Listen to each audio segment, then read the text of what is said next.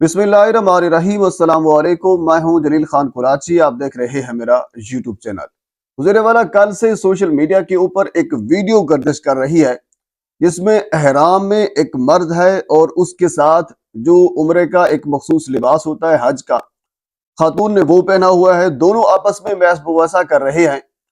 जो मर्द है वो किसी और जबान में गुफ्तगू कर रहा है, जबकि जो खातून है वो उर्दू जबान में गुफ्तगू कर रही है। मर्द को इल्जाम लगा रहा है, खातून उससे इनकारी है। खातून किस जगह की है, उसका पाकिस्तान से ताल्लुक है, कहाँ से है, उसके ऊपर इल्जाम क्या है, और उसके बाद जब उसका पासपोर्ट चेक किया गया तो इस सारे सिनेरियो की हकीकत क्या सामने आई है वो आपके सामने रखना है।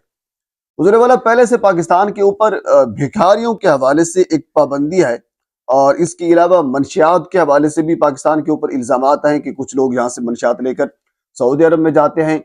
जादू टोना के हवाले से भी कुछ इल्जामात हैं। इवन के सऊदी अरब पाकिस्तान को मुतनब्बे कर चुका है मुख्तलिफ मामलात के ऊपर।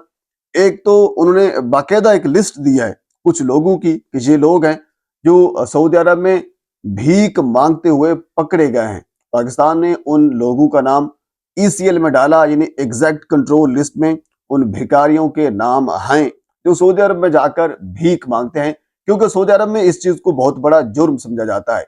और इसके साथ जादू टोने का भी इल्जाम है। कुछ लोग यहाँ से जाते हैं क्योंकि पाकिस्तान में ये आम है, और वहां जाकर भी ये इस किस्म की हरकत करते हैं, और सऊदी अरब इस चीज को इंतहाई गलत देखता है। और इवन की जहां तक मैंने रिसर्च की है, दो तीन चीजें इंतहाई अहम है जिस चीज के ऊपर सऊदी जो हुकूमत है वो कंप्रोमाइज नहीं करती। उनमें से एक मंशियात है, दूसरा कत्ल है, और तीसरा जादू टोना है।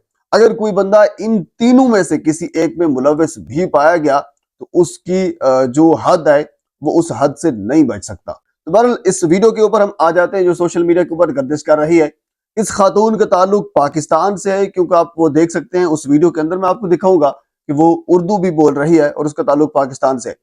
इल्जाम यह है कि जो मर्द है उसका ताल्लुक इंडोनेशिया से है। ये इंडोनेशियन है, ये मलेशियन है, ये बड़े सॉफ्ट स्पोकन होते हैं, बड़े अच्छे इंसान होते हैं। इंडोनेशिया से उस मर्द का ताल्लुक है, और ये खातून जेब काटती हुई सऊदी अरब के अंदर पकड़ी गई है।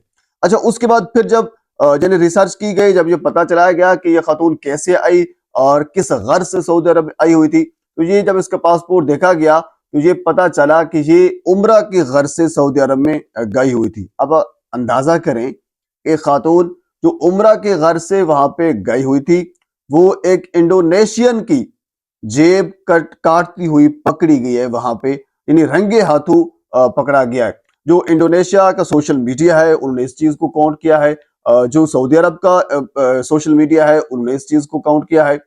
पाकिस्तान के सोशल मीडिया के ऊपर भी इस चीज को डिस्कस किया जा रहा है कि पाकिस्तान की एक खातून जो उम्रा के घर से सऊदी अरब में गई हुई थी रंगे हाथों पकड़ी गई है। अब अंदाजा करें कि पाकिस्तान का नाम किस वजह से बदनाम हो रहा है।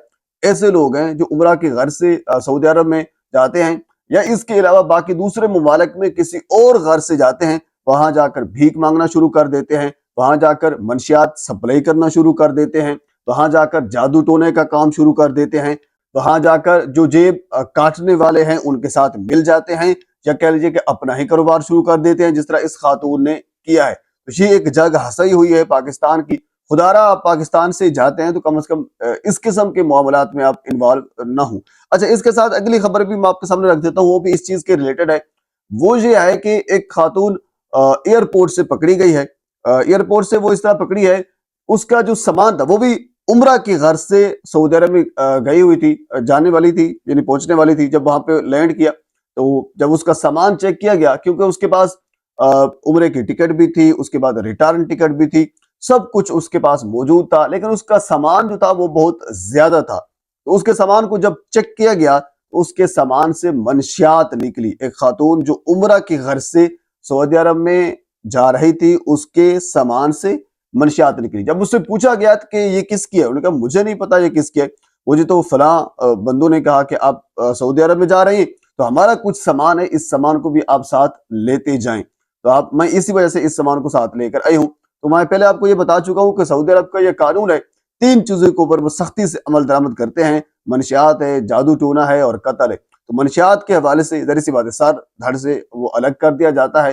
تو میری اطلاع کے مطابق جو خبر ملی ہے 2 دن پہلے اس کے اوپر حد نافذ کر دی گئی ہے۔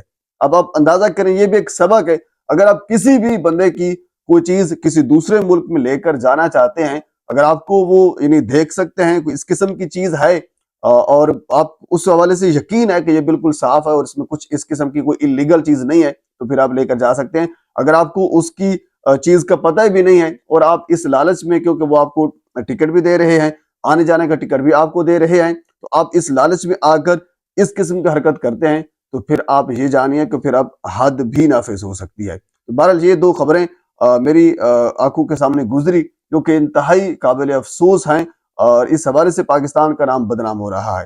بہرحال ایٹ دا اینڈ یہی ہے کہ پاکستان کا نام کم از کم پہلے بہت بدنام ہے، مزید اس کو بدنام نہیں کرنا چاہیے۔ بہرحال اس حوالے سے مزید جو ڈیٹیل یا کچھ اور ویڈیو میرے تک پہنچتی ہیں بر وقت آپ تک پہنچانے کی کوشش کروں گا۔ ایک مرتبہ آپ سے گزارش ہے میرے چینل کو سبسکرائب کر دیں تاکہ آنے والی ہر انفارمیٹیو ویڈیو آپ تک پہنچ سکے۔ اللہ حافظ۔